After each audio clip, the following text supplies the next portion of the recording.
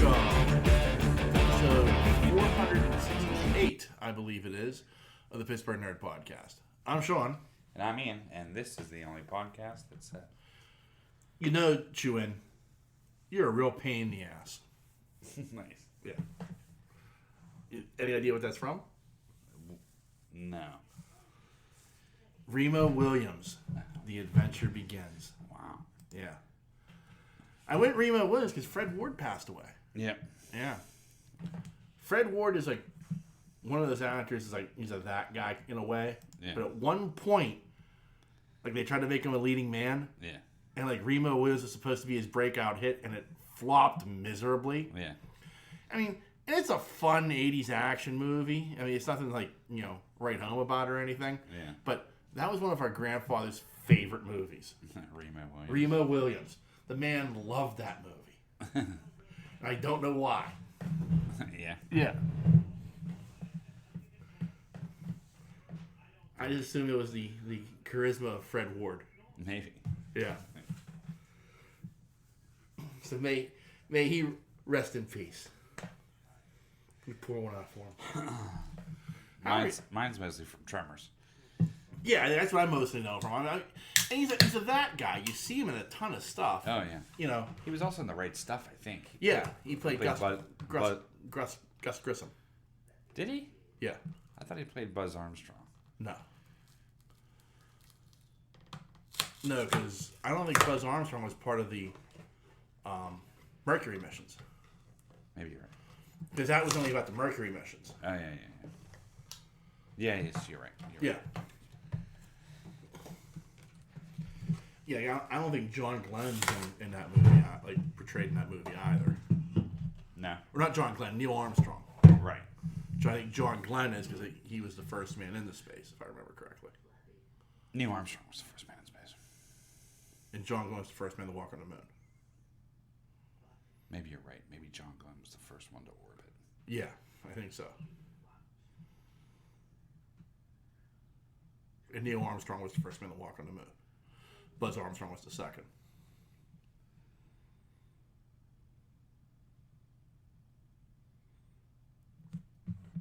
Maybe. I'm fairly certain I'm right with that. I think he was the first American to do it, not the first person to do it. Yeah. Because I know the Russians beat us to that. Chimpanzee beat all of us. Yeah.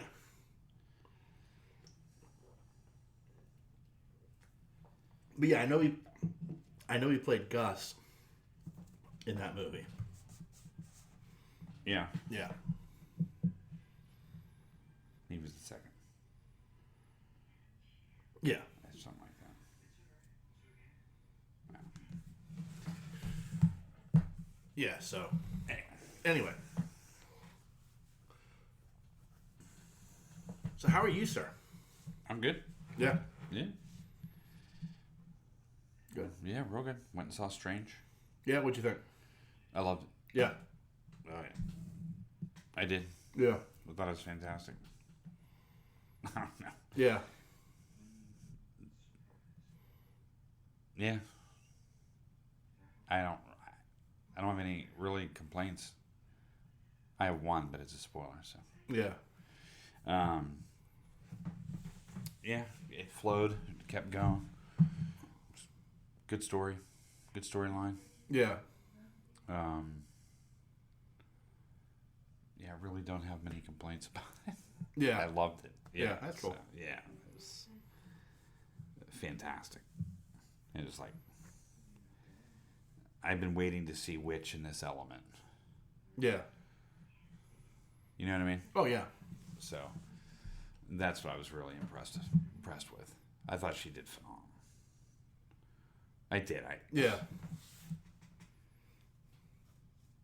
Like every part she was in, you were waiting for her next. Right. You know Yeah. what I mean? Yeah. It was. I thought it was that good. So I was pretty pumped. Cool. Yeah. I might see it next week. Yeah, it's good. Yeah, I don't want to spoil anything, but it's really good. It's been mildly spoiled for me. I don't know how it ends, but I mean, there are some things that the internet just can't keep its mouth shut about, and no matter how hard I tried, I just happened to stumble upon something on, of all things, YouTube. Yeah. And I was just like, motherfucker. You know. Yeah. But like I said, it was good to see Witch in that element. Yeah. Yeah. That's good. Yeah, and I'm sure it went down. Like, I didn't really read Strange, so... Yeah. You know, all the... so I kind of went into the movie, you know, not reading any of that. You know, Yeah. I don't know much about Strange. I mean, I know the basics, and that's about it. Yeah, I had the building blocks. Like, and, you know, anytime he showed up in an event, you know. Yeah. Like, I knew who he was, but I didn't know anything about him. Right. Beyond the surface. Yeah, and, you know, they went into that dark world and... Yeah. Cultish and... You know. Yeah. Magic and all that kind of shit. And, but I don't really know Strange's history. Yeah. You know. Again, these were, during our time, these were B-level comic books. We didn't really get into them that much. Do you know what I mean? Like, unless he, like I said, Even Thor, he wouldn't catch me picking up a Thor comic. No. I wouldn't have read a Hulk comic back in the day either, but, you know, when they were in the Avengers, I was excited. Oh, sure. You know? Yeah. But, like, yeah, I mean, back in the day, I mean, especially just because, you know, I didn't have that much money, you know. Yeah. You had to pick and choose what you were buying. Right. You know. It was the same thing with, like, DC. Like, you know, I was reading Batman. I was reading Superman. I was reading Green Lantern. Not much beyond that because, you know. Right. I only got so much change in my pocket. Yeah. You know. So. But, yeah, so, I mean, like... So I'm going into this. I don't know all the ins and outs and treasure chests and stuff like that deals with Strange. The monsters he fights, the spells he casts. I don't know all that. Right. You know. So I'm going in as pretty much a fan just of Marvel movies, period. Right. And but what I saw from Strange was pretty incredible. Yeah. You know, I mean, like, I liked it. Like, there wasn't judgment coming from me going, oh, that he would have never done that, or that was never written in the book. They changed this. Right. I didn't know any of that. Thank God. Yeah. So I went in just like, wow, it's cool. I mean, sometimes it makes it better for you. I mean, I know that's how I felt about Moon Knight. I knew nothing about Moon Knight other than, like, he's crazy and has multiple personalities. Oh, is that a good finale? Oh, yeah. Like, I knew nothing about Moon Knight, but I enjoyed that series a lot because, and, you know, in this case, ignorance was bliss. Yeah. You know, what I learned about the character, I learned through the story they were telling. Yes. Now, how accurate that is, I don't know, but that's what I know. Another series that had a great soundtrack. They're nailing soundtracks on this shit. Yeah. I think. Personally. Yeah. But actually, everything done in Doctor Strange was done by Elfman. Yeah. Which I thought was pretty fucking cool. Yeah. And, yeah, I can't spoil any more about it. But, so yeah, anyway, going into this, you know, I don't know anything. So, yeah. I was just entertained, period. Yeah. Yeah. Yeah, it was pretty fucking cool. Speaking of killer soundtracks, I started watching Pennyworth. Oh, did you? Yeah. Oh, yeah. Yeah. Real good soundtrack. Yeah. I mean, if you like 60s British, you know, rock and roll, it's a great soundtrack. It is. Yeah. Do you like it? Oh, I'm enjoying the hell out of it. Yeah, it's a good series. I like the guy playing Alfred. So do I, right? Yeah. He kind of reminds me of, what's his name, from Kingsman. Yeah. A little bit. Yeah. Yeah. But yeah, I mean, he's very good in the role. Yeah. And I'm just like I'm just waiting for that point where it's like, when does that partnership with Wayne really begin? Because I'm only up to episode 6 or 7. You know, and he's still like, you can go fuck yourself. I trust you as far as I can throw you. Exactly. You know. Yeah. I'm like, shit. Keep watching. Yeah, I am. It's got me hooked. You know. Wait till they get the episode with. I'm not going to tell you anything about it, but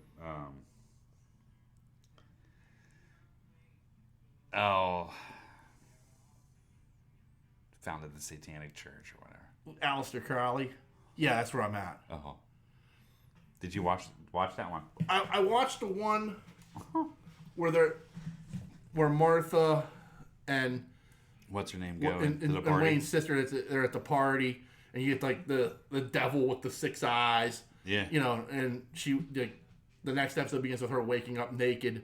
Yeah. Next to that tree. Yeah. So that's kind of where I'm at. Like I started watching that episode, that next episode after the party, and I had to leave. Yeah.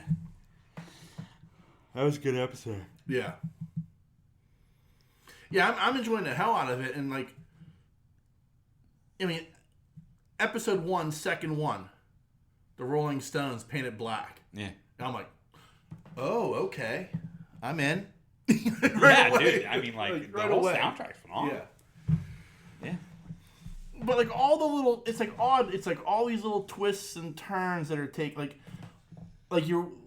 it's very interesting. Like all the strings that have been pulled, and you're waiting to see how they all come back together.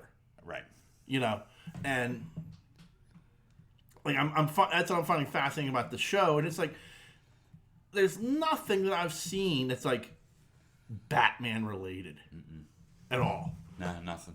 You know what I mean? Like I keep waiting for something to show up where I'm like, oh, son of a bitch, you know, that's so and so or something. And nothing I've seen so far is like this is like they molded everything on their own to create this universe. Yeah, it's very pre-Batman, but like there's odd things like I don't know when and this is ignorance on my part of British history. I don't know when they stopped putting people in stocks because like you're walking down the street, there's a guy in stocks in his underwear. Yeah, I know. Yeah, like I was like, what the hell? And, like a couple of times there's like a blimp in the background, which kind of throws me off, or like a dirigible, I guess it would be. Yeah. But like little things like that. Like I know homosexuality was a crime for a very long time in England. Mm-hmm. But I don't know. Like I'd have to look it up and see. Like, well, when did that end? Yeah. You know, because what Alan Turing, like he was, you know, chemically castrated for being a homosexual. Yeah. I mean, that's the guy who's like basically stopped World War II. Yeah. With the Turing machine. Yeah. You know? So it's shit like that it's like how far along? Okay, maybe we need to let up on this shit. Yeah, there's a. You know, public execution too. And that's the other thing. Like that scene, I was like, what alternative universe is this taking place in? Yeah, that threw me too. Yeah, but for the most part, it's pretty good. Yeah. I mean, even like that type of stuff. Like I'm like, it doesn't bother me. Like I'm not like well, this is just stupid. I can't believe this is happening. But at the same time, like the public execution thing, I was like. Yeah, that gave me pause. But beyond that, like everything else I love about the show. Yeah. It's good. Yeah. Sure. Yeah, it just like you said, the twists and turns in this show. Yeah. You're like, Yeah. You know what I mean? And then you're like it's just good. Yeah, it's been very good. I've enjoyed the hell out of it so far. Yeah. Like, I can't wait to go home and get back to watching it. Like, Did you make it to the Queen episode yet? No, like I said, like the episode I'm at right now is like. Yeah, like, I don't know. I think I made that season. It's the episode after the party. Yeah, and she's naked. Yeah, but then they go back to Crowley's house and like Thomas and his sister are having that discussion in the garden about how happy she is. Yeah. And he's like, this is bullshit. You know? Yeah, he plays a good American Wayne. Yeah. You know what I mean? Like, he's playing that perfectly. Yeah, I mean, I like him as Thomas Wayne. I like, you know, Martha, the future Martha Wayne. I like the guy who plays Alfred. I like his crew. Yeah. You know, it's very well cast. Like, even the villains are very well cast. Yeah. And the thing I like is, like, for the most part, they're not, like, mustache twirling villains. Nah. You know? They're just, like, crime bosses. Yeah, but, I mean, you could like, turn that into a caricature. And it's not. Oh, yeah. You know what I mean? Like, a lot of them have, like there's a lot of deep stuff going on. Like the one woman, Beth, the blonde, that, you know, she's the one that's supposed to be hung. Like, her story's very interesting to me. Yeah. You know what I mean? Like, the character is, like, very interesting. Like, what is going on in that head? Yeah. You know what I mean? And, you know, her sister, the dominatrix and shit. Like, you're like... Yeah. When they go into their house. Yeah. Yeah. Is Lulu home? Yeah. Like, oh, shit. Yeah. So... In the kitchen. Yeah. Like, that part was like... Yeah. What? Yeah. And it's just, like, just completely normal. Yeah, Grandma's just walking around in bra, panties, and panty. I'm just like, wow, this is Yeah, it's cool. Yeah. I mean, as the show goes, this is taking a turn. Yeah, but it doesn't. Yeah. Do you know what I mean? No, I know it does it very well. Yeah. Yeah, it's just kind of like part of the show. Yeah. You know. Yeah. Well, that's kind of how a lot of things are in this show. It's just the way it is. Yeah. You know. Yeah. It's really good. Yeah, this entire town's just Raven Society HQ. Yeah. You know. Yes. We have a maple. You know. But it just gets better. Yeah. You know, and you'll see. Yeah. There's a lot of turns and twists, and you're like, yeah. Huh. You know what I mean? It's just, yeah. That's the cool thing about it. That's what I like about the show. Yeah. I like him. I like Pennyworth. I think that... Like, I can see the future Alfred. Yes. Like, I can see, like, you can see, what's very interesting is they're building the building blocks of who Alfred is that we see, like, in, like, the Christian Bale movies, I feel like. Yeah, but... I saw a lot of Andy Serkis in it. Yeah, I mean, there's a lot of, like, I mean, they're trying to do it, like a universal Alfred, but yet you can see, like, the building blocks of, like, yeah, that, just the character itself. Like, and the interesting thing is like in the 70s, they need, like, because they needed to explain, like, how does Batman, like, heal? Yeah. And they, like, explained it off as, like, you know, well, you know, Alfred was in World War II as a medic. Yeah. And he just, you know, he came into servitude of the Waynes, and, you know, now he's able to apply those medic skills to Bruce, you know, with his activities. Yeah. You know, and, like, that was, like, the basics of the background. Like, it was just that simple. Yeah. But it's evolved over the years to, like, you know, he was an MI man, and, you know, he was in the military. He was a, you know, SSA or SAS, and, you know, all this stuff that they've kind of evolved it around just from this, like, simple explanation they had to give as to why Alfred was able to, like, suture Superman up and stuff. Yeah. You know, like, how he could, like, you know, okay, yeah, we're gonna have to set that. You know. Yeah. But why did Alfred know that? Well, because he was a World War II medic.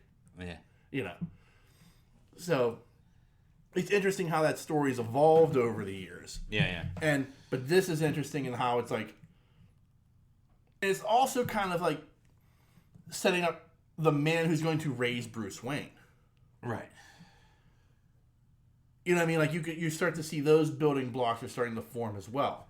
Like, he may not trust Thomas Wayne and you know, Martha Keene, but at the same time, like, I can see in him, okay, this is the man who's going to raise Bruce Wayne at some point.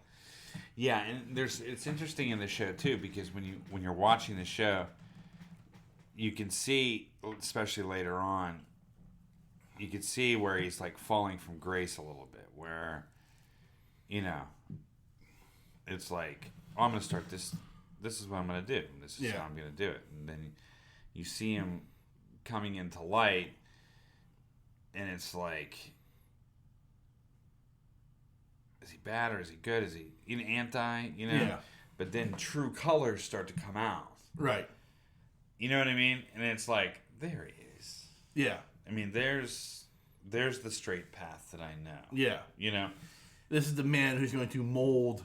Correct. But he's learning. Right. Do you know what I mean? Like, he's growing up, essentially. Right. You know? So, I mean, like, growing as a man. Right. And so he's confronted, especially later on, with choices. Right. You know what I mean? On right or wrong and stuff like that. You know? Yeah. And how he does wrong and does right leads you to certain points. Right. You know? Yeah. Yeah. I love the show. I do. I think it's phenomenal.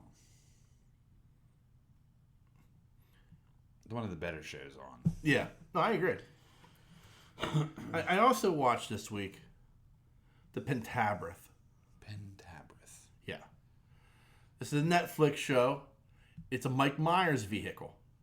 Is it? Yeah. Okay. Which is why I watched it. I like Mike Myers. I will shamelessly tell you I love the Austin Powers movies. Yeah, so do I. You know, I love the Wayne's World movies. So I Married an Axe Murderer, I think is one of the funniest underrated movies of all time. Of all time. Yeah. I mean, that is a very underrated movie. You know, so like I like Mike Myers a lot. And I saw that he was doing the show on Netflix, and I was like, oh, I can't wait for this. And it came out, and man, this thing's a turd. Is it? Yeah. Like, I can't, like, I will tell you, like, there were some moments where I got a chuckle. Yeah. I am not going to lie to you. You know, there were some moments I was like, oh, that's pretty funny. But overall, it's only 6 episodes. They're only half-hour episodes. But it is a fucking turd. I was so bummed out. Yeah. You know? And, like, I got 3 episodes in, and I'm like, man, I just need to stop watching this. I'm like, it's only 6 episodes. Maybe the last 6 are better. The last 3 are better. Right. I was wrong. You know? Bad. Yeah, it's just not good. That sucks. Yeah. And I mean, it's like, you know, Mike Myers is playing like 8 different characters. You know, which is fine. I don't give a shit about that. Yeah. But it just wasn't good. Yeah. You know what I mean? Like, I said, there were some little things here and there where I thought, well, that was pretty fucking funny. But overall, I was just like, this is leaving me wanting. Right. You know? Right.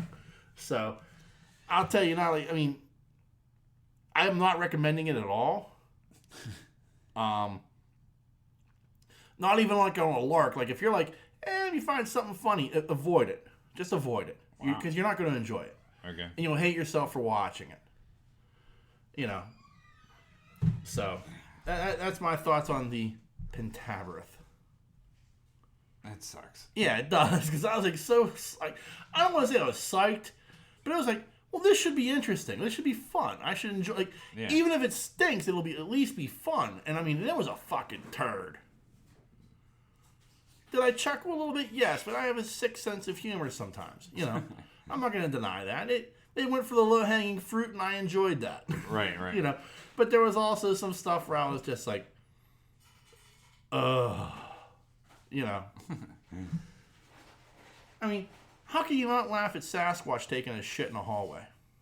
Right. Yeah, I mean, that's funny to me. Yeah. Yeah, I'm giggling, I'm chuckling. You know. So, that's the kind of stuff I'm talking about.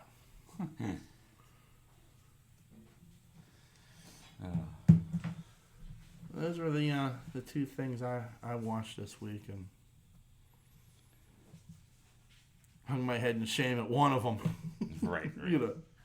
Yeah, I just watched hockey this week, and then yeah, some bullshit there, huh? What's that? I hit on Crosby. Oh, that's flagrant chicken wing. Yeah. I mean, right, Ned? Yeah. NHL does nothing. Yeah. I mean, come on. This is why you're the 4th league. Yeah. This is why NASCAR almost passed you. Yeah. It's shit like this. I mean, come on. Yeah. I mean, I was like, I didn't get to watch the game. I was working, but like, I saw that replay. Like, it was posted on all over Twitter. I'm just like, get the fuck out of here. Yeah, I mean, come on. Yeah. Yeah, it's bullshit. I'm serious. And Yeah. and I've been watching this series too, and it's just like, it's getting more violent and more violent, and they just let that shit go. Oh, yeah. And I mean, with Game 7, they're swallowing the whistles. Yeah. This might as well be like, Mad Max rules. Yeah. You're going to the Thunderdome. Because they're not going to call anything. Right. It's like, so, it's going to be like, son of a... Like, I mean, this isn't the Penguins' game is the problem. Like, they're not an aggressive team. They're not a hit team. You know what I mean? Right. They are a speed team.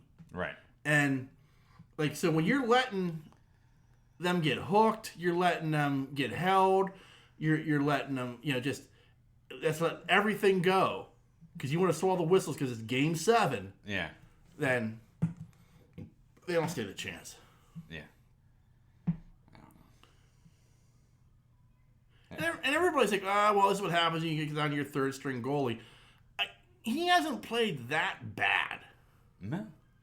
We've played some terrible defense. Yeah. But, I mean, like, he hasn't been, like... I haven't seen a single goal where I kind of said to myself, oh, that was ugly. I can't believe we let that through. No, he's playing... But you gotta get the fucking puck out of there. Yeah. And you just can't sit there and fucking watch it. Like, and with a guy like this, you have to expect 3 to go by him. Yeah. Like, I mean, I'm sorry. He's the third string goalie for a reason. Yeah. He's kicked around the league for a reason. Yeah. You know what I mean? So it's like one of those deals where, like, I get it, but at the same time, he hasn't played so horribly where I'm just like going, yeah, if we lose this series, it's because of him. Nah. Not at all. I mean, in all honesty, if we lose this series, I'm going to say it's because of officiating. And I'm not one to usually say that. Right. But I mean, like, that hit on Crosby, the lack of, the NHL doing anything about it, and then, Game 6 was just, another Donnybrook. Yeah. And you still almost won that game. Yeah. So, I don't know. I can only hope they find a way to muster up a little bit. And I haven't heard Sid's injury report. All they're saying is his upper body injury, which i.e. reads concussion. Huh? Which reads as a concussion. Yeah. They're not going to say that because the NHL has the worst injury reporting. Yeah. They tell you nothing. It's just frustrating. It is. It is because, like, they could go on a run. And if you were thinking, man, they got the stuff to go on a run here, and it may end in the first round again. Yeah. Boston's out. You were going to get Carolina next. Yeah. I mean, come here. Carolina's a wagon. I've seen the highlights of that series, and, I don't want to go to Carolina, but I'll take that over Boston any day of the week. Yeah. Yeah. I feel better about my chances going to Carolina. Yeah. So. But, I mean, it's possible they can win in New York. It's not out of the realm. We won there. We just won there. So. Yeah. But.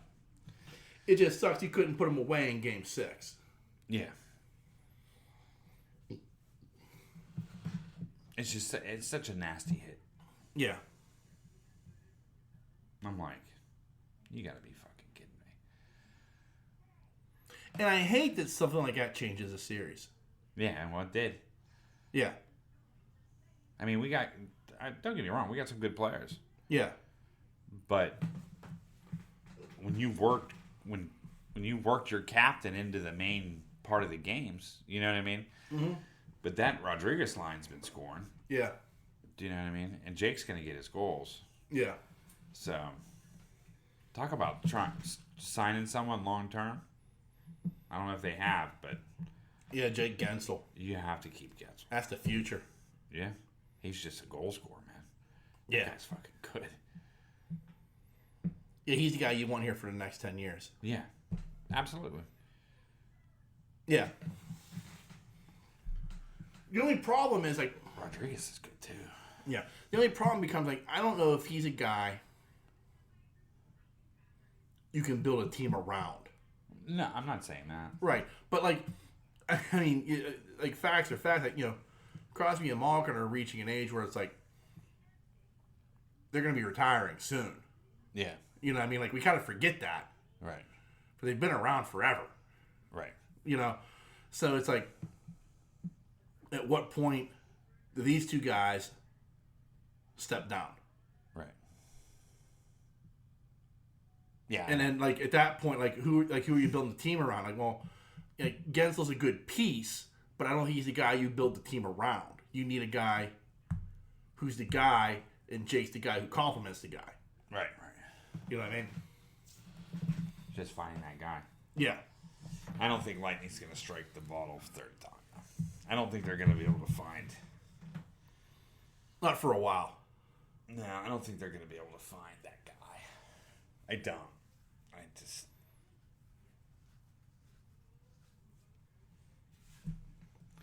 And more importantly, I mean, in 3 years, they picked 1, 1, and 2. Yeah. Or 1, 2, and 1, whatever it was. And they got Fleury, Gino, and then Crosby. Yep. Because Gino, he was stuck in Russia for like 2 years. Correct. But, you know, like the Russian mafia was holding up the NHL for his rights or some shit. Yeah. Yeah. And so, I mean, like, you're talking about, like, the Lightning struck the bottle 3 times in 3 years. Yeah. You know what I mean? That's tough to do, let alone... And we got Letang in those years, too. At some point in those years, too. But, I mean, but you're talking about, like, those 3 guys, and you throw in, like, you know, when Lightning struck and we got Mario Lemieux. Yeah. And Lightning struck again, we got Jaromir Jagr. Yeah. You know. Old Jigger Jagger. Yeah, Jagr was good, though. Yeah. Yeah, that's the thing. It's like... But, I mean... I'll still say Sid's one of the best hockey players on the planet. Yeah. Oh, yeah. Even at his age. Yeah. Oh, there's no doubt. He's one of the best in the league, period. Especially behind the net. But he's probably not the best in the league is a problem. No. That's probably like Connor McDavid. Yeah. You know. I'm not saying I agree. But he's still top 5. Oh yeah. You know. But I don't think anybody can touch this guy behind the net. No. I mean, his moves, his skill set behind the goal is just... It's disgusting. Yeah. Better than Lemieux. Yeah. You know what I mean?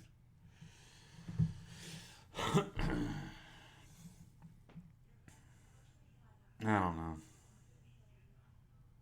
Whatever. It's depressing to think about. It is. It is, because it's like, okay. I thought we were gonna run it. The only you could probably get to the Stanley Cup final, but like, I'll be honest, I don't know if anybody can beat Colorado. Yeah. Like, I hate saying that because I fucking hate Colorado. Yeah. You know, I do, but they're like I think they're a team of destiny at this point. Like they were just that fucking good. Yeah. You know. But it's also like, I mean, they've been sitting for quite a few days. Yeah. You know, they may end up just a little bit rusty coming out with that next season. That was my fear. I wanted to get the Rangers in 5. Yeah. 5 games. Yeah. I did. I was praying. Yeah. And because I didn't want to go 7 with them. No, you don't want to go. No, not with the Rangers. No. I fucking hate the Rangers, too. Me too. I hate the Rangers now like I used to hate Jersey. I used to hate Jersey in the 80s. Well, I mean, I hated Jersey like in the 90s because like 90s. They ruined hockey. Yeah. With that fucking left-wing trap bullshit. Yeah, 1-goal games. Yeah, like boring. Like it wasn't just you can have an exciting 1-goal, like 1-0 game. Yeah. But like, it was like 1-0 with a total of like 20 shots between both teams. Yeah, like it was boring hockey. Yeah, it was terrible. You know, and like I mean, everybody says that, like, well, Marty Brodeur is the greatest of all time. Well, I'll give the devil his due. Yes, he is. He accumulated more wins and more shutouts. But when you had a system in front of you that was just, you were stopping 15 shots a night. Yeah. It's a lot easier to rack up those Yeah. those shutouts and wins. Yeah, when you're not taking over 30 shots. As compared to like, taking 30, 35 shots a game. Yeah. But yeah, I hated Jersey just because like they just completely ruined hockey for me. They were the worst, right? They weren't and then everybody else did it. Yeah. And it was just like, oh, this is so fucking boring. Yeah. Like, the 80s and the early 90s was like so open. Speed. Yeah. It was everywhere. Even the fencemen were fast. And then you get to like the mid 90s and Jersey starts winning cups with his left wing lock and just completely, ruining the game of hockey. And you're just like, no, speed was no longer, it was like, get as big as you can. Yeah. Like, I'll never forget, like, because the Penguins never went to it, ever. Yeah. Like, in their hit, like, they never, like, said, like, okay, we're going to start doing this left wing lock. They still went for speed. And I remember the year, the game against the Flyers, it, like, went to the fifth overtime. I was at the game. Me and Jane, our cousin. And, like, I just remember, like, sitting there, like before the game even started, and I'm watching the warm-ups, and I'm like, these guys are, like, 3 times bigger than us. Yeah. They got monsters over there. And, like, the Penguins look like these, like, little kids on skates compared to, like, the Flyers. They're all, like, 6'4", 6'5". I'm like, my God. Yeah. The size, like, you don't see this size difference on TV. Rick Tocchet was pretty big, dude. Rick Tocchet was a big guy, but this was like, what, 98 was that game? I don't know. I think it was like 98. And I mean, like, I just remember, like, we had nobody that could match their size. Right. But I mean, the only way we were beating them was getting around them. Yeah.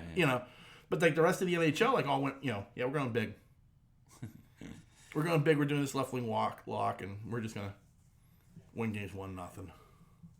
We're going to wait till you make a mistake. But meanwhile, the other team's like, well, we're going to do the same thing. Or wait till you make a mistake. And like, nobody make a, so you get like you get bullshit games. Right. I was like, fuck.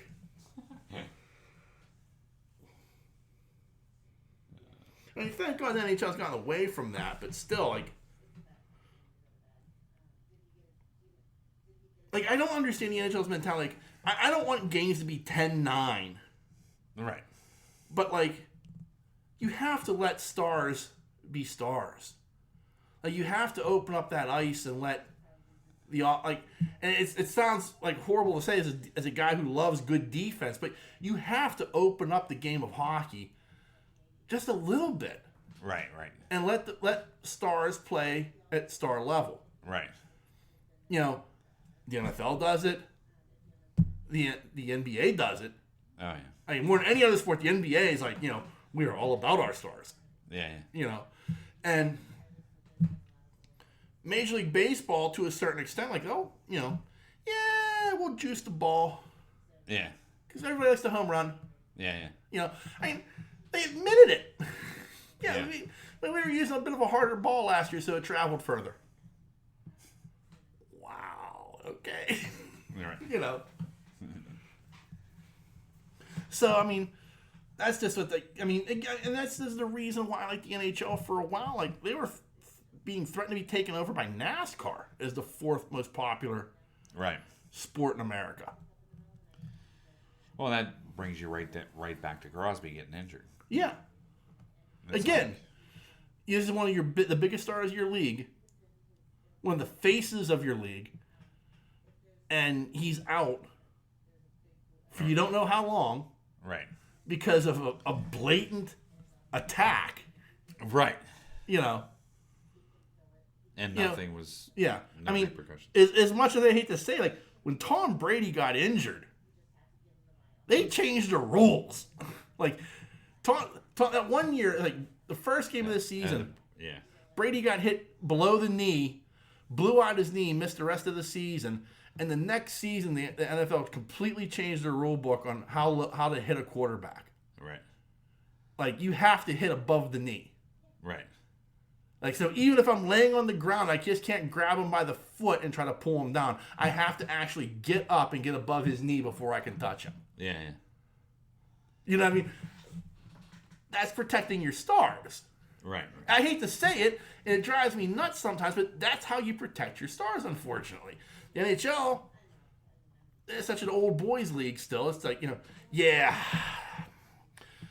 it wasn't that bad. It's the playoffs. Yeah, but it was a terrible hit. It was. I agree, but that's the mentality. Yeah, I know, but it was it was so flagrant. Yeah. I don't care what they say. Yeah. Nothing should be this high. Right. Do you know what I mean? And I'm not even saying this for, like, Crosby. I'm saying it for Ovechkin. I'm saying it for Connor McDavid. I'm saying it for Joe Kane. I'm saying it for all the stars of the NHL. Yeah. All of them. Like, they should... this is, like, the stuff like this. I mean, we put the microscope on the Penguins because that's who we watch more than anything else. Yeah. But yet, like, I don't want to see Connor McDavid get hit like that. Right. I want to watch him play. Right. Like, I'm more likely to watch an Edmonton game if I know he's playing than I am if you were to, like, tell me, like, yeah, McDavid's out. Well, I'm not watching that shit. Yeah. You know what I mean? Yeah. I know, I hear you. The NBA knows that. Like, they know, like, oh, my, LeBron's not playing? Yeah, that game's not going to be rated very well. Right. Because nobody wants to watch the rest of that team. I mean... So, and they especially come playoff time, they emphasize the stars. Right. Luka Doncic, he's killing people out there with, with the dunks and shit. And they like, look at what this guy's doing. Like, they do a phenomenal job of this. Yeah. And I watched, it was weeks ago, Celtics playoff game. Celtics and somebody. It was just... bunch of outside shots and bricks. I was like... That's the problem. That's NBA basketball now. Yeah, and I was like, what is happening? It's a one-on-one game. Somebody go inside. Yeah, nobody wants to go inside. Like, it's annoying. Like, it's analytics. Because analytics is saying, you're better off hitting as many three-pointers as you can and taking the safe two. Yeah. I mean, it's the way the NBA's changed. I mean, there are still some teams like, Milwaukee, they have an inside game because they got that Acapulco or whatever, the Greek freak. Mm. He's 7 foot something monster. Uh-huh. So they go inside with him a lot. But still, I mean, like, it's basically a one-on-one game. There's no more pick and roll. There's no more, like the stuff you'd see Magic and Kareem doing, or the Mailman and John Stockton. All that stuff that we like grew up watching with the NBA.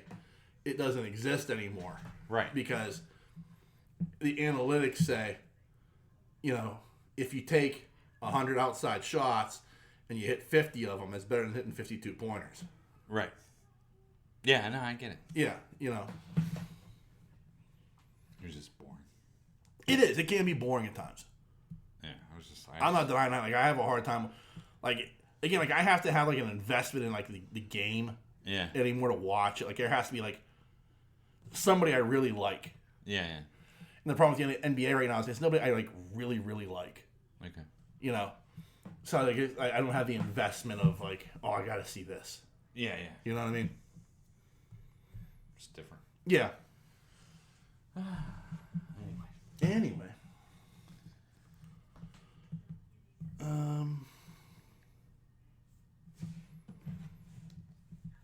I do have some shocking information.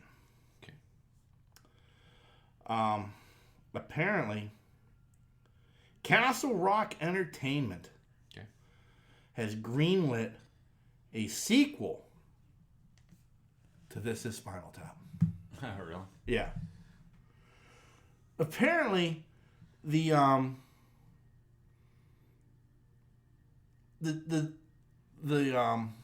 plot is going to revolve around apparently like Spinal Tap views the original documentary as a hatchet job. Okay.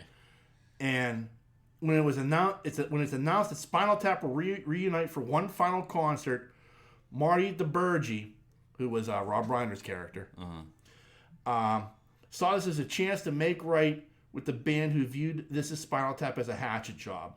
So he left his position as visiting adjunct teacher's assistant at the Ed Wood School of Cinematic Arts in pursuit of film history. So, I'm very... Like, this is an odd thing, like... It's like one of those things that's like, oh man, this feels like this is like 30 years too late. Right. But it's also kind of interesting, like how, like, okay, yeah, it's like Spinal Tap's going to reunite for one final show, and we're going to try to make the documentary right.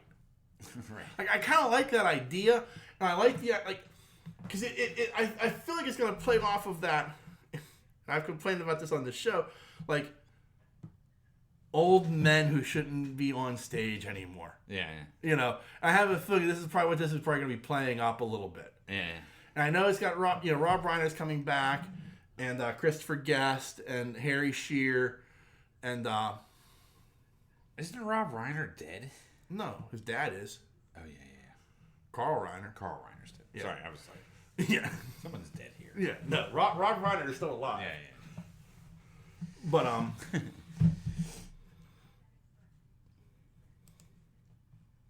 what the heck is this? We're having trouble loading your feed. I don't want anything loaded. What is this connected to? Alright, anyway. That was bizarre. Yeah. Some odd message coming up on my computer. But yeah, so I find this interesting. Like, just as like a sequel idea, like I wonder, like I feel like they can do it. I feel like it's gonna be fun. Yeah. But I also wonder, like, man, is this like gonna be like 35 years too late? Yeah. You know. I don't know. That's a wait and see. Yeah. It might be good though. Like, I feel like it will be. Like, I feel like Christopher Guest in particular, like he does good stuff on the most part. Yeah. You know. And I can't imagine like I'm sure they're gonna like improv the majority of it, but they have to have like an idea of how they want the story to unfold. Right. You know, and I'm sure they wouldn't have like agreed to it.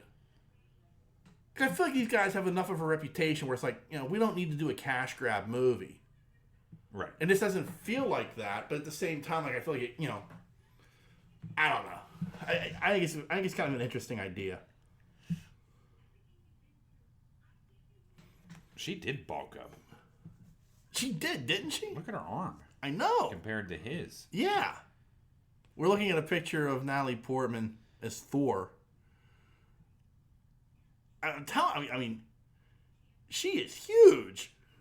Yeah. Like, I saw a comparison of her in that picture to her in Attack of the Clones. Yeah. And I feel like that's not a justice because, like, I think she was, like, 19 when she did Attack of the Clones. Yeah. But, she's always had, like, she's always been petite, I'll say. Not like, supermodel thin, but thin enough. Yeah. And I mean, that looks like she put on like 50 pounds of muscle. I know. Like, she looks huge. She definitely had a trainer. Yeah, she did. She admits that. Like, she admits she trained hard for this. Yeah. I've heard her talk about that. Like, where she's talked, like, she said, like, I wasn't going to take on this role and, not take it seriously. And so she put on all this muscle, and like you look at that picture, and you're just like, holy shit, she did. Right. Like, I'm trying to find. She looked like she could be in a fucking wrestling ring. I know. I know. No, like, I mean, there are some. I mean, there are some big. Like, you look at a woman like Rhea Ripley. I mean, Ronda Rousey's in the WWE now. Yeah, but yeah. I mean, there are some bigger and bulkier women, like kind of like China a little bit, But I mean, like she looks like she could stand toe to toe with any of them. Right. With just her mass. That's her in Black Swan. Yeah. I mean, you compare it. Yeah. So you compare that to like the 50 pounds of muscle she put on. I mean. Yeah. And she's tiny. Yeah, she is. I mean, and she's a tiny. I mean, I think she's 5'2". Yeah. So like, I mean, if she's 5'2", 175 pounds now, as compared to being 110. Yeah. Yeah. You're not seeing her like fucking shoulder blade bones anymore or anything.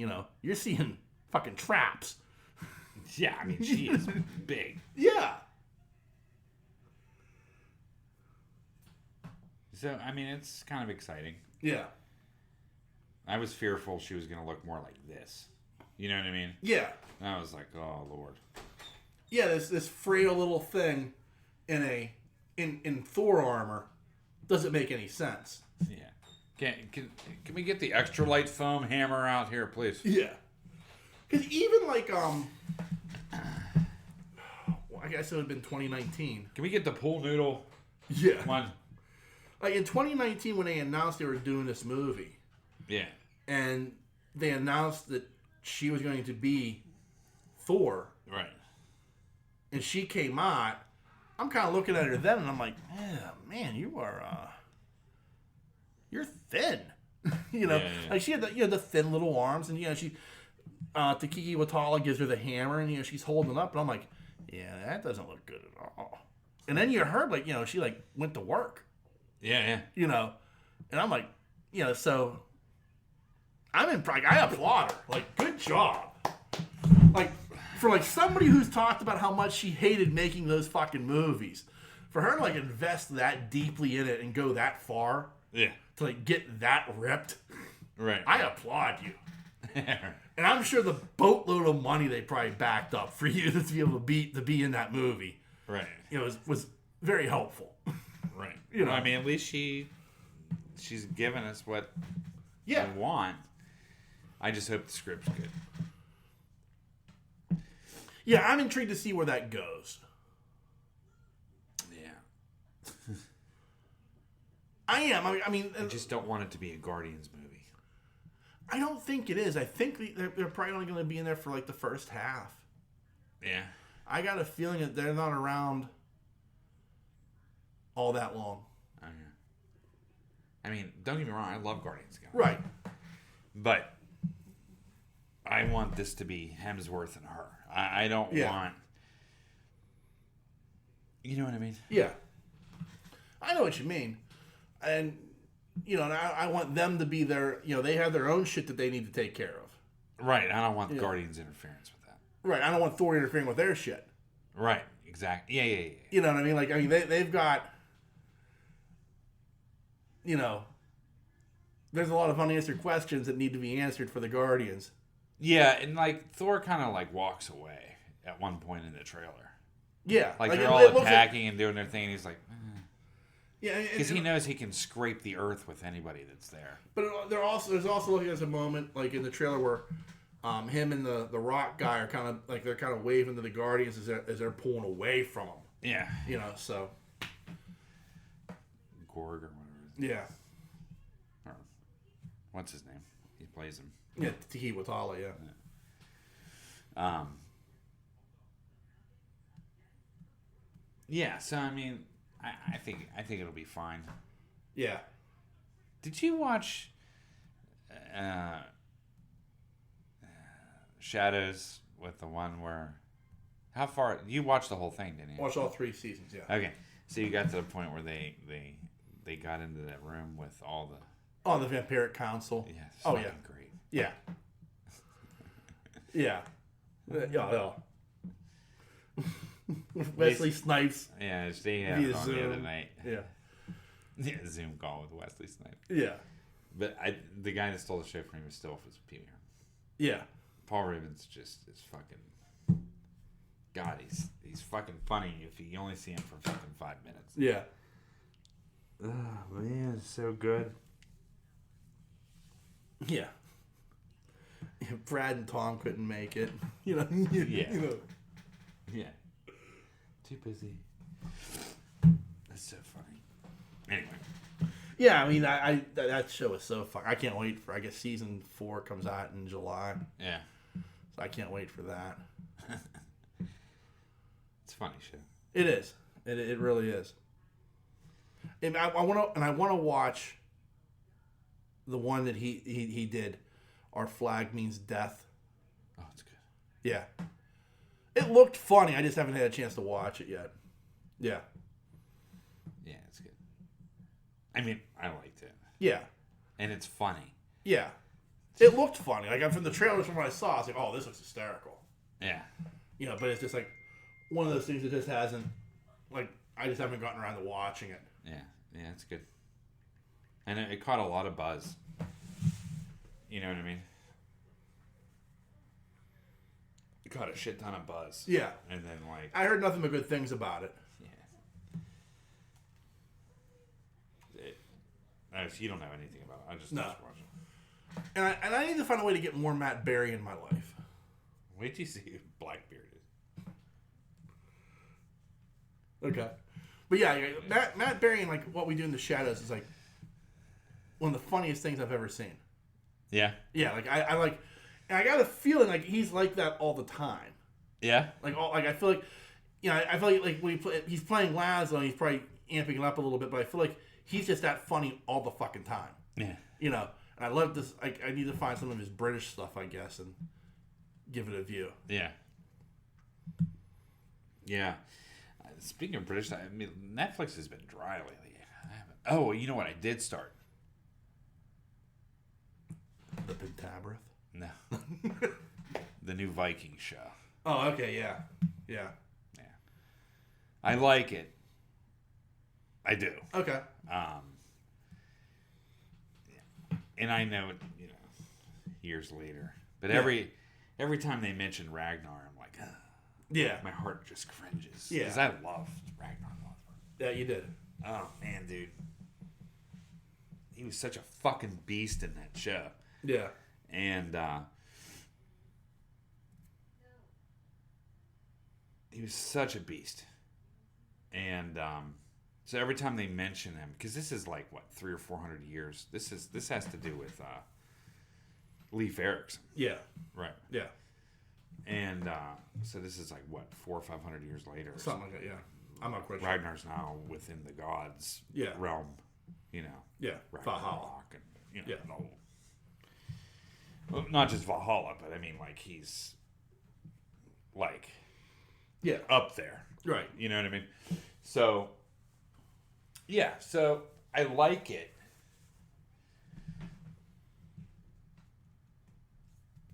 And I like the battle scenes, and I like how they're going into England again. Yeah. You know, and how I like his story. Yeah. And of course, you know, Leif Erikson's son is the son of Eric the Red. Yeah. So yeah, I like it a lot. Yeah. So in those hundreds of years, like, there's a lot of Vikings now that have turned to Christianity. Yeah. And that's what they did. Right. You know. But there's a great scene like one of the Vikings, Leif Erikson's talking to one of the Vikings, and they had just won a battle, right? And there's British on the ground, and he's just going around with a fucking spear, and just killing them, right? And he moves on to the next guy, right? And Leif's walking with him, and he's like in that cross around her neck, you know, because Leif comes from the old gods, right? He still believes in the old gods. He hasn't turned like they have. And he says, what happened with, you know, love and compassion and, you know, from your Christian God, you know? And he goes, well, he said something about the battle, and then he goes, and the compassion is, you know, putting them out of their misery. Right, yeah. That's the compassion. Yeah. And Leif goes, what about the love? And he goes, I love doing it. And he kills another one. Yeah. You know what I mean? It's fucking great. Yeah. But yeah, I love like the pagan things. Yeah. Like that whole world, lost world at this point, because it's slowly fading out. Right. You know, it's just really good, and it's shot wonderfully. Yeah. I mean, it's just beautiful. Yeah. You know, but and the plans they derive to sack England or you know, wherever. Yeah. You know, it's just, I fucking love it. It's time, a period piece, of course. But yeah. I mean, it's like, it's just so fucking good. Yeah. So yeah, I started that. So I'm on like, I think episode 5, I think, or something like that. Yeah. And there's even like a Call to Rollo, which was Ragnar's brother. You know what I mean? Right. Like generations later, she is the great daughter of the great Rollo. Yeah. Yeah. So, yeah, it's fucking good. Good. I'm glad you're enjoying it. Yeah, it's pretty good. Like I said, it's missing that Ragnar piece. Yeah. Like, and they've tuned it. I mean, don't get me wrong. The guy that's playing Leif Erikson carries it. Yeah. I mean, he is. And his part, it's kind of split between his sister and him. Right. And she's going to the old gods and, you know, old right. places of worship and stuff like that. And, you know, he's going to England. But, so I like that.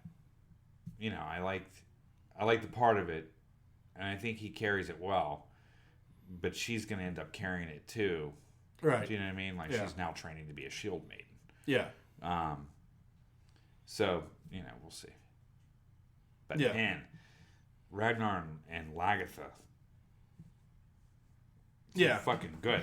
And then once, you know, it's funny about that Viking shows. Once he died, it was like, yeah. Why are we watching this anymore? Right. Like it like completely lost its luster, I guess. Right, I get that.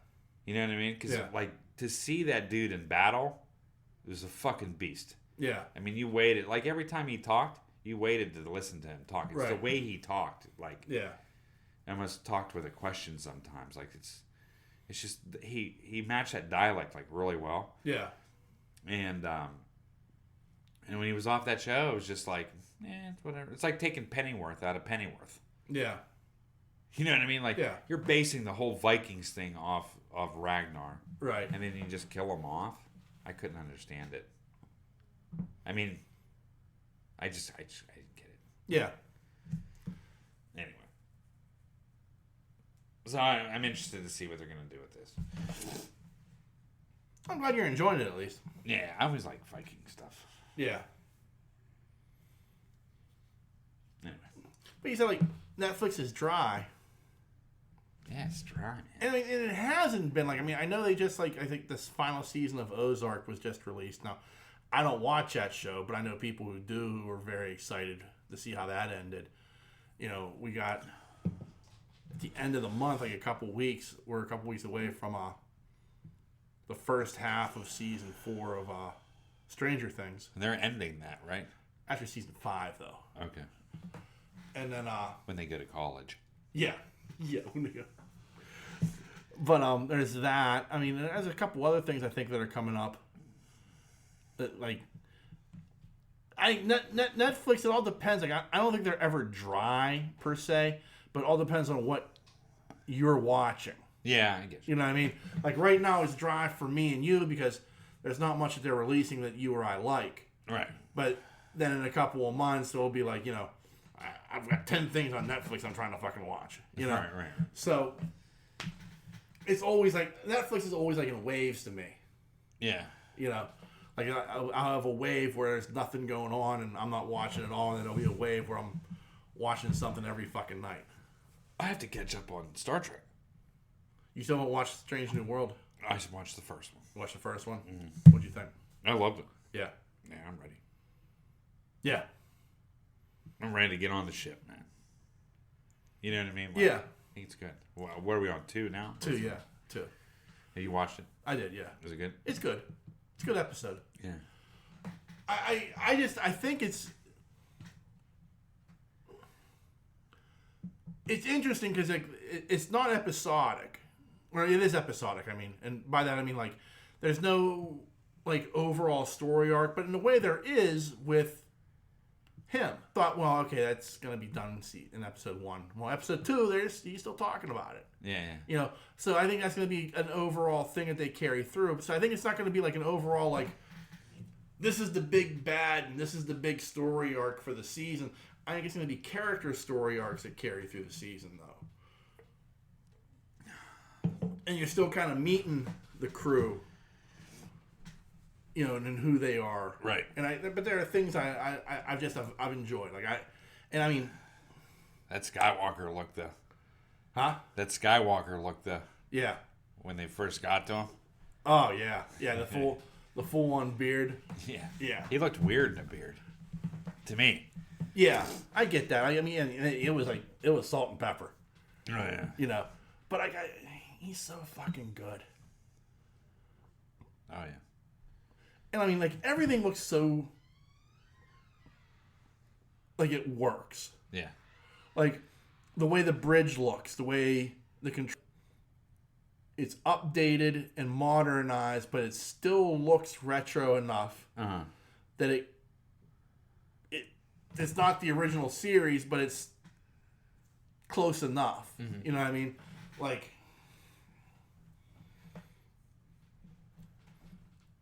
And it's a tough thing because like you can't go back to the consoles being levers and randomly, you know, lighting lights and shit like that. Like I mean, you can't go back to that. All right. But yet it looks like you look at it and you go, well, that looks more modern than what was on the next generation. Yeah. And you're right, it does, but it still looks retro enough that like you buy into it. Yeah. And that's a hard line for Star Trek. Right. You don't want to get too retro because you're like, yeah. Dude, but there are other things like at the pilot station, you know, they've got that, you know, that thing for her to look into like Sulu had. You know, so that's there. There's like little things like that are still like Spock has the thing that he looks down into, you know, which, you know, you never saw that in the Next Generation. That never you know. makes any sense to me. No, but that's there. So it's still like, okay, there's shit that they're still kind of paying homage to how the original looked, the aesthetic of it, but at the same time they've modernized other aspects of it. Yeah, you know, so.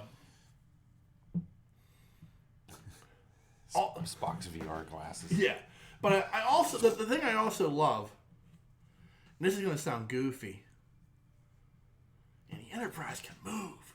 Yeah. Like, and I get it. Like, you know, even going back to like the original movies, like you were limited with what you can do based upon models. Yeah. You know, and don't get me wrong, for the majority of the Star Trek movies, especially like with the original cast, what they did with models was amazing. Yeah. You know, the fight in the Nebula with Khan, that's fantastic. Yeah. You know, but yet there's some dipping, dodging, and diving. You know, you're just like, oh shit, I didn't know she could do that. Yeah. You know. Yeah. And I'm sure there are old school Star Trek fans that are like, oh, that's awful. But I thought it was amazing. Why would they think it's awful? Because like, you know, the Star Trek ships, they move in a line. Like a linear space. And this is like, you know, evasive maneuvers, and the evasive maneuvers are more than just the ship kind of turning. You know, that pilot's like, you know, pushing. Yeah. You know, you're just like, oh shit, okay. Yeah. I like this. You know. What was I watching the other day that was just absolutely horrendous?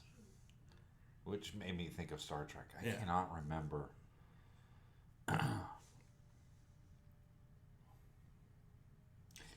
And it was some cheesy science fiction movie. Yeah. And they literally, I don't remember if it was from the 80s. I can't remember what the show was, but they literally had birds of prey. Yeah. They just, like, painted them. Yeah. White.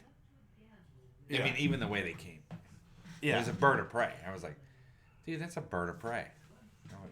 what are you talking about? I was like, that's a bird of prey. That's a fucking... Yeah. That's a bird of prey. That's a Klingon warship. I'm ready to break it to you. Yeah, I don't even know what it's doing. Yeah. You know what I mean? And I turned it off. Wow. Like, if you're going to bite off that, just paint over it. Yeah. When they give you a sale on warship models. Yeah. It's their local hobby store. I can't remember what show it was. But it was awful. I was like, come on now. Yeah. Give the old child, please. Yeah, I mean, especially for a science fiction fan. I mean, if you're a science fiction fan and you're just looking for something on TV, and then you see a fucking painted over bird of prey, you're kind of like, yeah. And especially like something that's extremely recognizable like that. That ship. Yeah, like I mean, that's a recognizable silhouette. Yeah. You know what I mean? Like, I can look at that and say, oh yeah, it's a bird of prey. You know. That's what I did like about the movies, though. As corny as it is, but that bird of prey showed up. That music was on. Oh yeah. That bird of prey music was there. Yeah. You know, you knew. Oh yeah. I was like, man. You know, I love that music. Anyway, my mom did too. Oh, I did too. Like that Klingon. It was like, you know,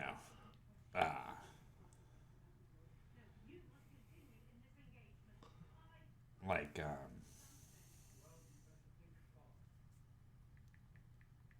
Khan the Conqueror. You know, like that. Yeah. I don't want to say Arabian, but I don't know how you classify the music.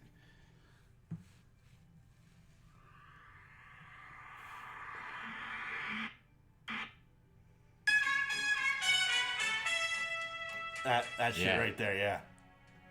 It's like hunting. Yeah. Hunting music. It's got that nice little beat behind it. Yeah. It's crescendos. Yeah.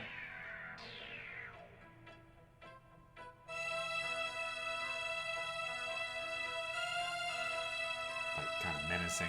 Yeah.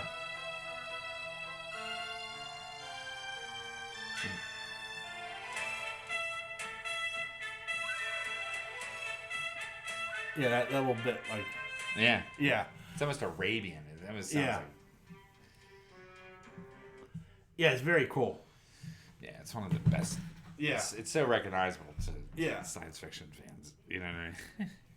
I think. No, I agree. Like, you're right. Like, I hear that music, I'm like, oh, that's a Klingon. Yeah, there's a Klingon on my porch. Yeah. You know. Why is there orchestral music? Oh, that's a Klingon here. I can... In the backyard. Yeah. Just hanging out. Yeah. Ship's cloaked, but it's all right. Yeah. Just don't acknowledge it. Just picking some veggies. Yeah. He's ETing that shit. Yeah. But yeah, I mean, like, you're right. Like, I mean, that bit of music. I mean, and that's what I love about, like, especially like sci-fi, like, you know, Star Trek. There's like memorable bits, and I mean, Star Wars obviously. You know, there's so many little memorable bits like that. But like Star Trek has quite a few. Like that. There be whales. Yeah. But that main theme from the like, I mean, it ran like I think from the second movie. I don't think he did it for the first movie, but like for the second movie. Let me just do this.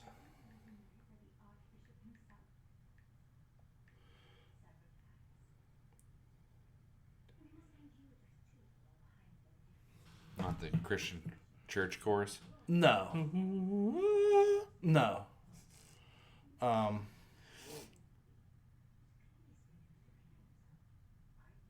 don't want to do it.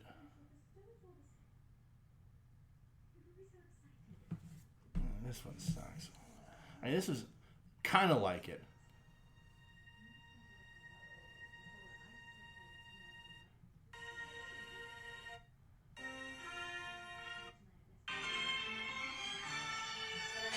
Oh, yeah. This is like Jerry Goldsmith. You know.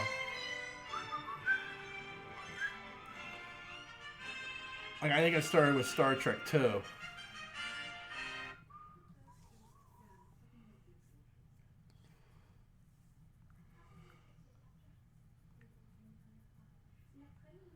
Actually, that's James Horner. He did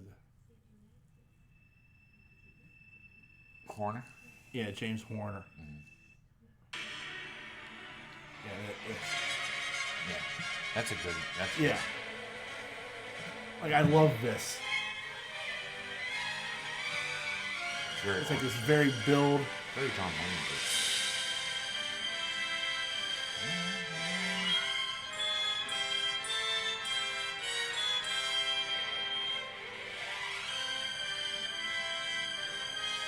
Yeah, that's good. Yeah. What's funny is I was reading. I saw an interview with James Horner, and he said one of the biggest mistakes he ever made was he did back-to-back movies, like soundtracks for movies. And if you listen to those two soundtracks, they sound almost exactly alike. And those two movies were Star Trek II and Crawl. If you listen to the music from Crawl, you're like, this sounds like Star Trek. Man, I haven't watched that in a long time. Yeah. But I remember watching it like a while ago, and I was like sitting there going, what, Crawl? Yeah. Nice. And like I'm listening to the soundtrack because like the music's beautiful. Yeah. But I'm like, man, this feels so familiar. Soundtrack's better than the movie? No. I'm just kidding. Don't you dare. I'm just kidding. I'm kidding. Every kid wanted a glaive. I know. Yeah. And the thing about it, though, is, you know, I don't know. I always wanted more. Yeah. Like, I always wanted more from that fucking thing. Yeah. Like, it is a letdown of a movie. Don't get me wrong. I'm not going to tell you it's a great movie. Nostalgia. Yeah, it's gone. Yeah, like it always as a kid watching it, it's like I got a lump in my throat. Yeah. And it's like, am I a serial killer? No, I'm just kidding. Yeah. But I mean, like, when that weapon's gone, yeah. It's just like, you know, I'm watching the screen and it's like, for the 100th time I've watched it as a kid, I'm like, come on, it'll release this time. Yeah, as he's trying to pull it, and he's saying it's not coming. I was like, it's gonna come out this time. Yeah. You know what I mean? I fucking love that movie. I just don't like the... You know what I mean? Yeah. I mean, it's... And you get a lump in your throat with the Cyclops. Yeah. Oh, yeah. Oh, yeah. That's killer. But, like, I mean, it's stuff like that. I mean, I'm not going to tell you it's a good movie. Nostalgia holds that up more than anything else. But, man, it was fun when I was a kid. Oh, my God. It was all shit like that. Like seeing that. The old man's eyes. Oh, yeah. And then I'm fucking... Yeah. You know? The sorcerers, not the sorcerers, the dragon slayer. Oh, yeah. I mean, that's a great movie. Yeah, it is. You know, nostalgia holds it up, but I mean, again, that was like one of those ones I was on like on fucking HBO like every fucking day, and I watched it 1,000 times. Yeah. You know what I mean? No, they're next to a shale cliff. Yeah. Yeah. Down by River Road. Yeah. No, it was... But I mean, like, it was like, but it's stuff like, I mean, there are so many, like, oddball movies, like Crawl, like The Dragon Slayer, like, Flesh and Blood. Flesh and Blood? You never saw Flesh and Blood?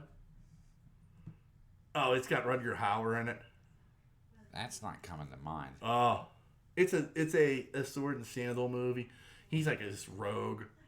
And, like, it's a fucked up movie, but it's like at one point, like, they're like he's taken this castle, like him and his band of misfits, and I mean, there's like the thing that stands out in my like the first time I remember watching, I was like, there's a bunch of buddies, and like Cheech Marin's in it.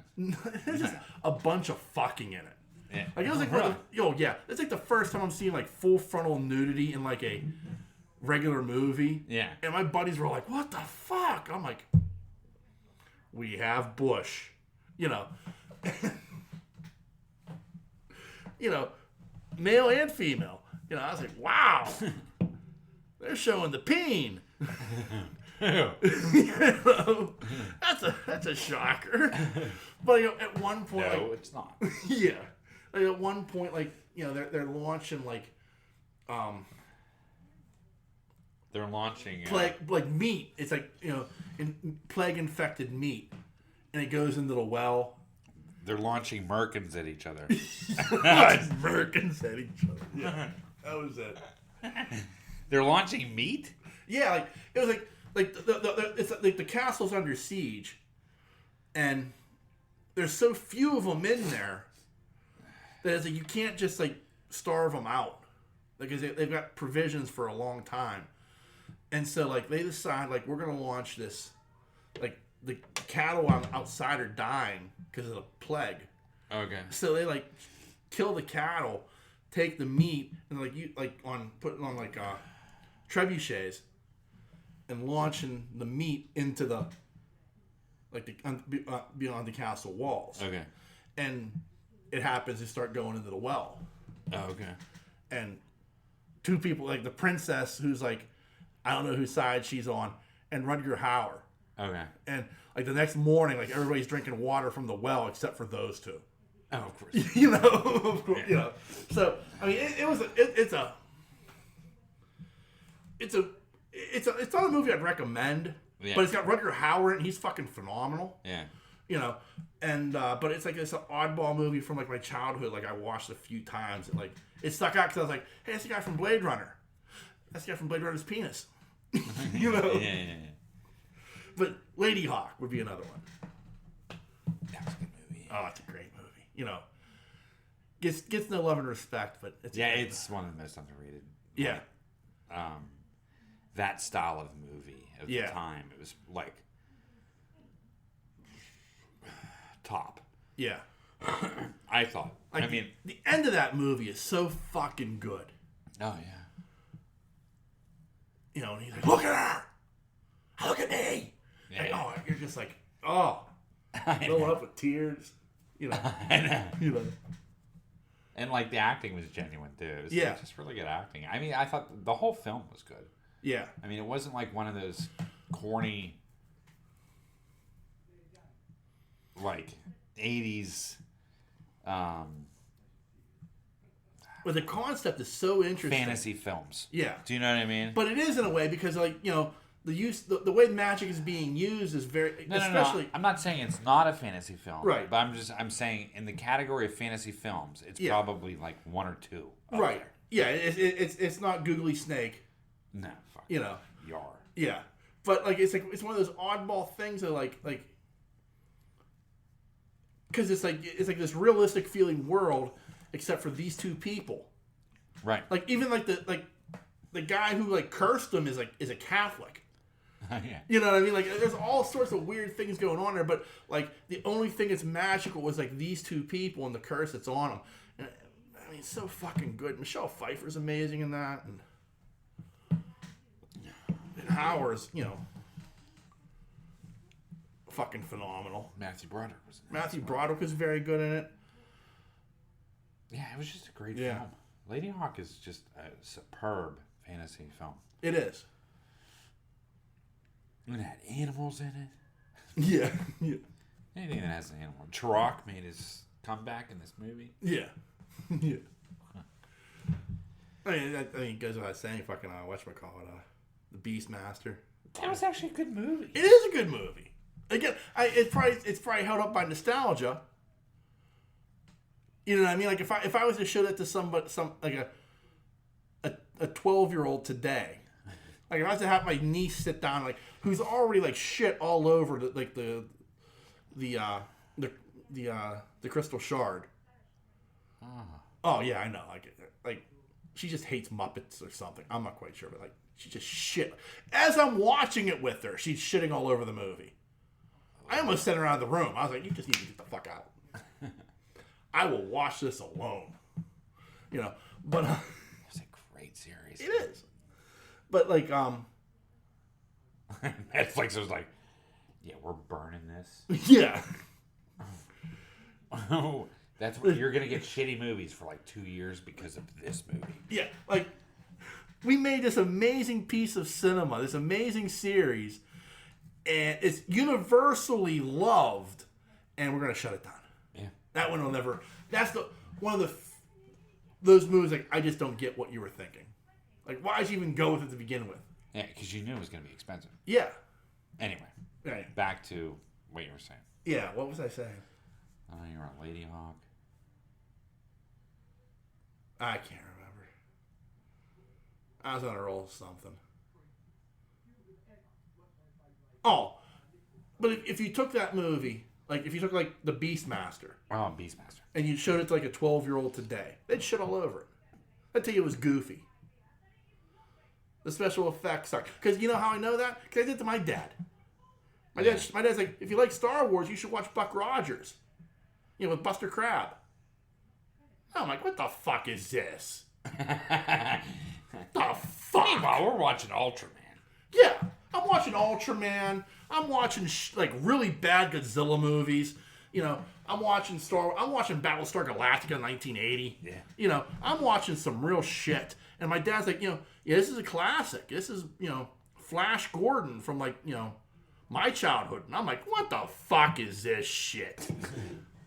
Get this out. I can see the fucking string and the sparkler. This is horse shit, old man. Yeah. Like 12-year-old Sean was not holding back. Like, get the fuck out of here. Yeah. I just watched Blade Runner. You're gonna show me this shit? Buster Crabbe? Buster Crabbe. Beastmaster, though. What I liked about... what's cool about the Beastmaster? Of course, it's one of my favorite fantasy films. But it's just a simple story. It is. There's no huge arc to this story. You know what I mean? Right. They get the guy helps him get the tiger out of the pit. Hey, this kid's connected. Yeah. There's what's her name? Gets his bang on. Well, I mean, that's the original Conan the Barbarian. Yeah. It's very simple. Yeah. I'm coming for revenge. Correct. I am coming to kill James Earl Jones. Yes. It's that fucking simple. Yeah, and it was simple. But like I said, the Beastmaster story. Yeah. They added those fucking animals in. Yeah. I was in. Oh, yeah. And it made sense. It was like a cool concept. Yeah. Do you know? Yeah. I mean, like, when you got to those berserkers, or whatever they call them. Yeah. That shit was scary. Oh, yeah. I mean, as a kid, when you're watching it, I was like, oh, fuck, you gotta get the fuck out of here. Yeah. They're gonna release him. And you're done. Dar, run. Yeah. Right. But what I'm saying is, like, with the spikes, and I guess it was a little fucking S&M. But, whatever. They all had fucking... I mean, fucking rewatch The Road Warrior. You want to talk about S&M? Yeah, right. But, I don't know. I thought the movie was good. Yeah. It made sense. I mean, and you cried. Nostalgia holds it up. I mean, don't get me wrong. I still get the lump in my throat. Yeah, so do I. At the end. I every time. Yeah. It haunts me. Yeah. I know, I'm serious. I get that. Like, I get a lump in my throat in certain movies. Yeah. But that one is held up consistently for fucking years. Yeah. As soon as that ferret dies, I am done. Done. Yeah. I'm like, you want to watch the rest of us. Yeah. You know what I mean? And then even as a kid, you're like, maybe this time he'll fucking get out. Yeah. Like there's this magical part of you that says, man, they just changed the movie. Yeah. So, if I write somebody...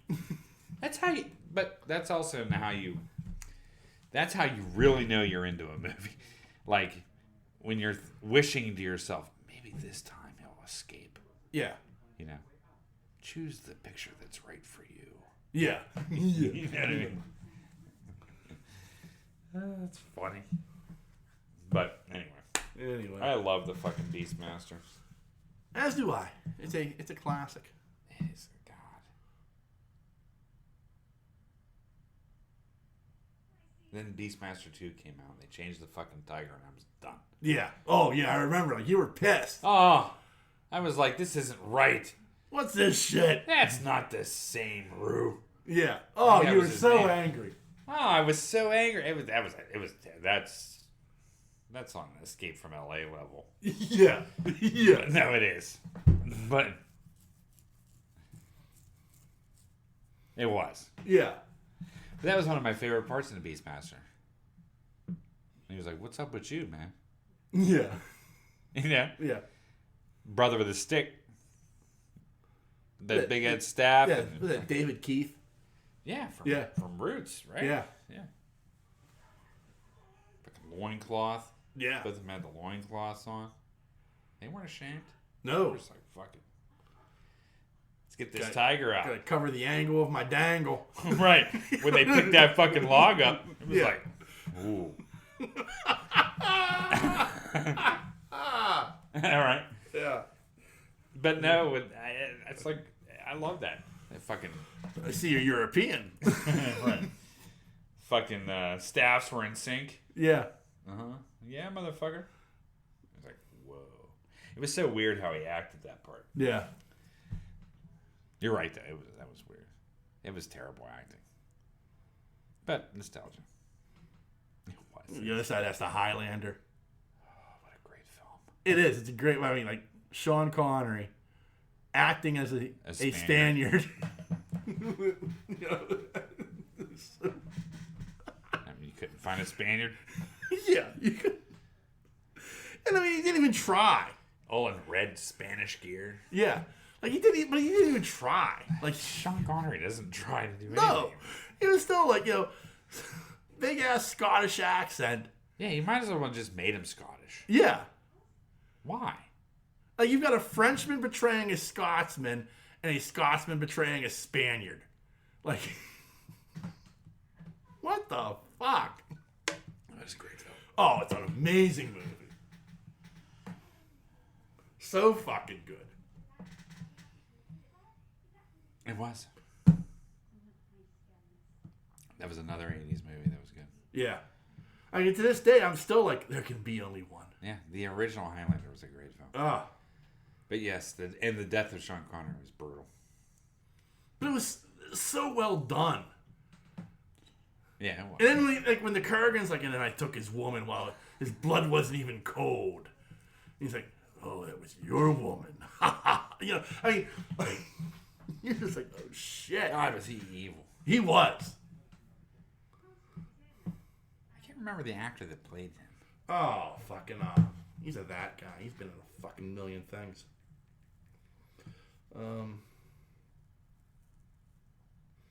The second I look up his name. He wasn't the guy. He wasn't the guy in Dumb and Dumber that fucking ate this one. They fucking killed, was he? He wasn't him. No, that wasn't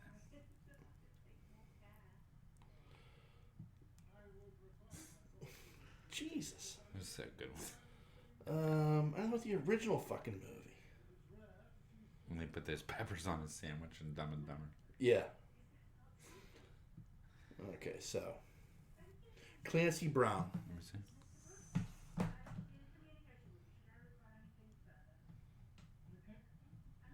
Okay. Yeah. You know what another underrated movie was back then? Outside of fantasy? But just for the record, Clancy Brown, also the voice of Lex Luthor in Superman the Animated Series. Probably the best Lex Luthor next to Michael Rosenbaum. Really? Yeah. For my money. Huh. Anyway, continue on. My Bodyguard. Yeah. That was a great film. It was.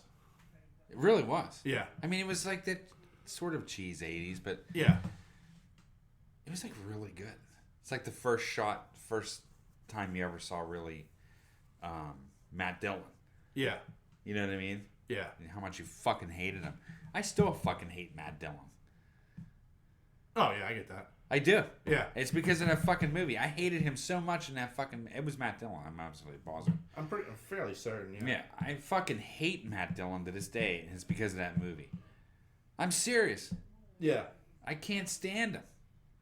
Even in The Outsiders, I couldn't stand him.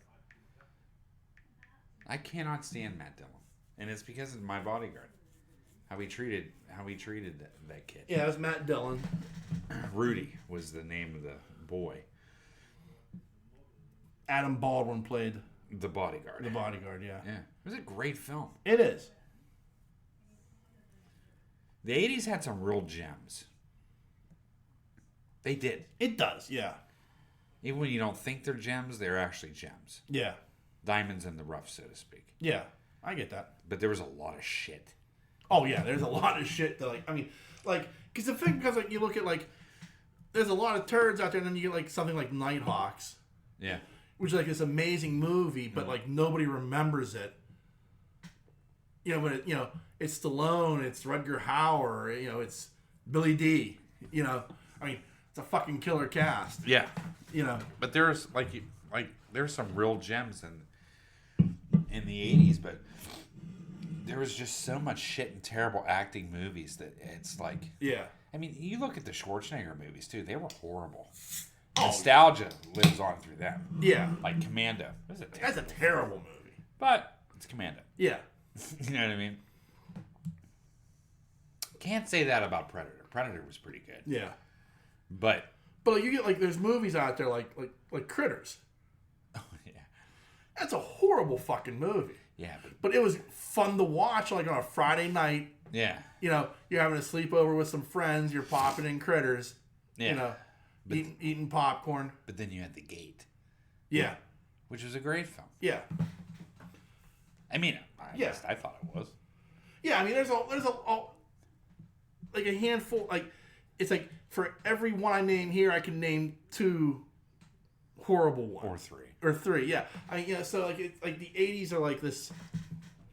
I'm sure every decade is. I mean, I could probably do it with the 90s as well, in the 2000s.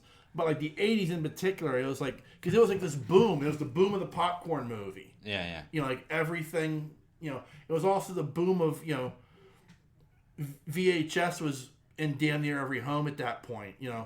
So there was a lot of stuff that was just kind of being churned out by studios. I mean, this is like, the birth of, like, Troma. So now we're getting fucking, the Toxic Avenger. Yeah. There's, like, so much stuff that, like, the 80s was, like, a boom for because of the home video market. Right. Like, even if you released it in theaters for a week, it was going to home video, and so there was, like, a lot of stuff that they just, like, for content purposes, they were just putting out. I can remember that too. And I remember, like, movies coming out, and you're like, all right, waiting for video, and then, like, you go to the video store, they have 3 fucking copies, and they're all gone. Yeah, you have to put yourself on a... Like, and you're getting pissed because you're like, why would the fucker bring it back? Yeah. You know what I mean? Like and it's, or it's one of those things, like, if you went to a mom and pop, like, they only had the 3. You had to go, like, if you really wanted to see it, you had to go to Blockbuster, and where they had, like, 20 copies. And they'd usually at least have 1 in stock. Yeah. So it was like this, yeah, you're right. Like, but, like, that's the thing, like, that's the ultimate of nostalgia. That feeling of going to the video store to find the movie you're going to watch that night. Yeah. Oh, I know, believe it.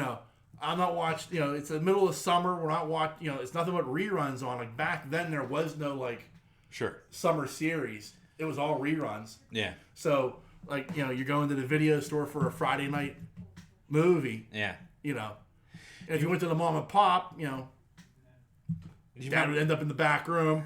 Do you remember Mom taking us to the Unimart? Oh, yeah. Getting fucking lunch meat, cat food, and they have, like, 2 shelves of fucking videos. Yeah. Remember that? Yeah, they had that really weird video rental system. Yeah. Yeah. Oh, I remember that. Because, I mean, I was always like... Because the Unimart where we lived, they had the same thing. It was like probably the length of this room. Yeah. And it was like 3 shelves high. Yeah. It was all like the movies they had to offer. Yeah. Yeah. And then there was Pittsburgh Video up on the hill. I don't know. Went there. Yeah, that was the mom and pop. Okay. And then there was Blockbuster in White Oak. No, I remember Blockbuster. Yeah. Yeah, Pittsburgh Video was... You mean you're talking on Lincoln Way right there? No, there was one up in Port View. Yeah, in Port View, up where the Dollar General is, that shopping center. it was like on the very end, like right as you drive into the parking lot. It was like the first store. Oh, I didn't live here, so I mean, yeah, you know. Yeah, so it was like right there. It was like just a little mom and pop. We always went to there